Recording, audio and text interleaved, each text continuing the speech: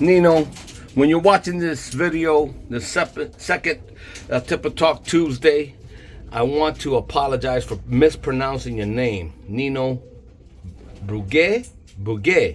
I know I have a tough time with that, and I apologize, sir. So, here's the Tipper Talk Tuesday, twice in one day. Let's get it poppin'. Here we go, coming back at you for a second time today. Tipper Talk Tuesday times 2, twice in one day. It's a different day today. I couldn't help myself, but I had to report that I got a hold of Bob. Crazy Bob is doing well. He spoke to me on the phone, and hopefully this weekend sometime we're gonna meet up, and we're going to Pigeon Bumble and catch up with him and see what's going on. So folks, the reason why I'm making the second video, for those that care to know and learn and expand their mind, right here. As we all know, I am a member of the CNTU, and the CNTU, this year when I joined the Canadian National Tippler Union, been learning a few things, quite a few things actually, about time flying. And because it's solely a time flying club, I think that was the best thing I could have ever done, is join that club. I'm kind of sad that I didn't join sooner than later, but we're here. Because, you know, the reality of it is, if you want to learn about something in particular, go to the correct source. Go to the right source. Don't assume that everybody, anywhere you get your information, anyone that wants to help you is totally correct. Anyway, I'm going to show you what I have here. I got my newsletter for this quarter. You get them quarterly. And for the April news quarter of 2025, let me show you something here. Look at this beautiful, beautiful newsletter. And I say it's beautiful because it has a lot of information that people that are trying to time fly, individuals that are trying to do something like this, they can get it all right here. Quarterly news from the CNTU. Now, for this group right here, I have to give them an A+, because like the MBRC, the National Birmingham Roller Club, I used to be a member of the National Birmingham Roller Club, and they would send out the same thing, a news article. Actually, they sent out a small magazine, a book pretty thick, about that thick, and they would send it out quarterly, and it was the best thing because you got information from many, many pigeon fanciers out there flying rollers. They had a lot of tips, a lot of factual knowledge about rollers, and here we go with the CNTU showing us what we have with time flying tipplers. Okay, now for those other groups out there that don't have this, I would recommend and encourage you to get aboard. You know, if you're going to try to obtain new members, you need to teach them something. Teach them something that they can get. Give them something of value. Knowledge is valuable. Some clubs, especially right here in Florida, never received that. But in this club, I got 2 newsletters so far, and they've been great. So let me thumb through this newsletter real quick. You got the front page, beautiful time flying tipplers, as you can see, very different. Not your what I call different type of tipplers. These are, to me, the real tipplers. And on the second page here, this is basically all the topics you're going to be reading about in this brochure or in this flyer. or newsletter, whatever you want to call it. Here you're going to have topics like my way of thinking about breeding or emotions of a tippler fancier. That's another good article. You got the John Virag tipplers in here. You also have the chemo basic young bird training method. So you've got a lot of good topics in here. A proper dropper by Luca Kapak, if I'm pronouncing that correct, and Nino Bajar, my way of thinking about breeding. So here you go. Here's a newsletter that's going to walk you step by step, showing you things from the past. You have factual experiences from each and every pigeon flyer here, every handler that has flown in the past for good times. You got very known guys in this newsletter, Oscar and Luca. Right there, they were 2003 at Nino's home, recording a race day there. And that day, he recorded 16 hours and 33 minutes with 3 young birds that flew high and strong all day long, raking far and wide. And there goes to show you that it can be done if you apply yourself. But in order to do that, you really have to be in the mix with those that are doing it, not just saying it. So I would like to be one of those, among those in the future that can do it. Right now, I'm learning. I am learning like a lot of people should be learning. And here's from the vice president, Luca. I'm sorry, Nino. Nino's the vice president. And it shows a little bit about himself, the birds that he's flown, how he got into it, what's the best type of flying methods, what you should look for in diseases in a bird, his thoughts on humidity, really big, especially down here in Florida. It gets really humid, and that's a great topic. Moving right along, you have the secretary's message. You have his message here. Okay, again, he also mentions draft the humidity can play a big part in poor performance of a bird.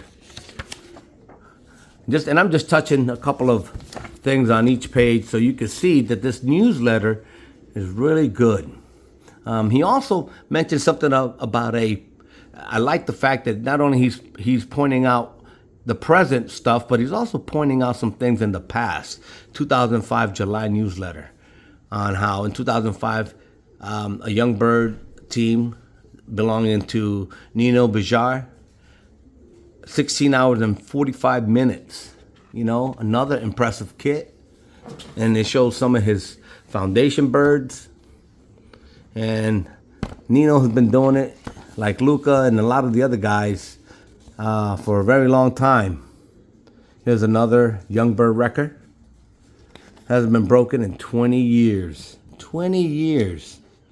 That's amazing. Since 2005, this young bird record has sustained and held that record for 20 years. Something to look forward to try to beat. I don't know if I'll do that here in Florida, but in the northern places, you guys should be doing that. And again, a couple of articles about his pigeons, his background. Same thing here. Here's a picture of his loft. And talking about purity, genetic purity. Why he keeps the bird so close to get good results like that, good time flying. You gotta have good breeding methods as well. So, Luca's comment on Nino's tipplers. Very nice little article written out for Nino. Then here you have some current flying records, April of 2025. And it shows who are the main flyers right now, the times, and you have official on the top and honor system on the bottom. And in a variation of places, right? Canada, United States, head to head and competing. Here, a great foundation bird, Shannon type. Tells you a little article there about them. And so on. Oh, here's the other thing I like to see. Records. See this Flying Tippler Association of America. Here's a documented flight, or a race, I should say. And when you read, it's interesting to read some of those things on the sheet, what to expect, right? Besides your cloudy, 60 degrees, 10-mile-an-hour winds, low humidity. Also, what I've also highlighted are a few things that I found very interesting with their feeding program in young tipplers, in young tippler training. Not to say that it'll work for me here, but I can apply some of those things if I see that they can fit into my program here. And as you move right along, a proper dropper, great article, certain kind of droppers. Very nice article, well written. There's a couple of nice tipplers with times. Check this out. I like this article. Emotions of a tippler fancier. We all have emotions. Some of us in very different ways, that we're not alike, but we are alike because we all have the same emotions. It's for the birds. Maybe different styles, different beliefs, and it goes through all the explanations, all the definitions, right? Acceptance. We accept the duties of daily caring for our birds. That's the truth all the way across the board. Affection. Now, we are all in love with the pigeons, but we all don't follow these emotions. Everyone's different. Out of all these emotions, maybe we follow 5 or 6, 10, 12, but not all of them. Now, let me see here. The last page, let me show you. Okay, the last page, a couple of photos of the Levette Tippler family, flown in the 70s by Jimmy Johnson. And the photo was taken by Stan. Stan, I really don't want to mess up your last name. Ogozalik. Stan is a historian with a lot of photos, great photos of the past. And he also took this top photo. Good job, Stan. And here's a flight schedule for 2025, right here. Right? And know the rules, folks. Know the rules, the flight rules. That's important. So, folks, on this Tippler Talk Tuesday, just an extra video on why it's important to be involved with clubs like this. Clubs that will not only inform you of new stuff, but the past, old stuff. And it's not about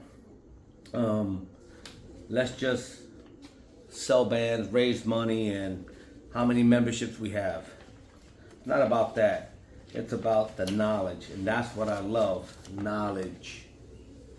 So the MBRC does it, the AU does it. I've been members to those two clubs. I'm still currently a member of the AU, not the MBRC. There's no other club local that's doing this. And I would encourage those clubs to do something like this. Tell me what you have. Bring it out to the public. Help those out that are already members of those clubs.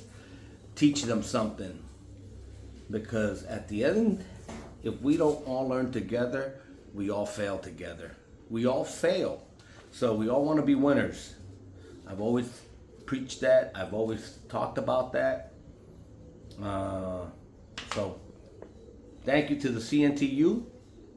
Thank you very much. And the BUTC, which I also like, and I like that club as well because they're doing what the CNTU is doing. Time flying. They don't do anything else but time fly. So BUTC in my book, they're doing it. Obviously, I can't be a member of the BUTC. I cannot be a member because I don't live in Baltimore. Hopefully this is on. But anyway, folks, till next time, like always, see you next week, Temple Talk Tuesday. I'm out.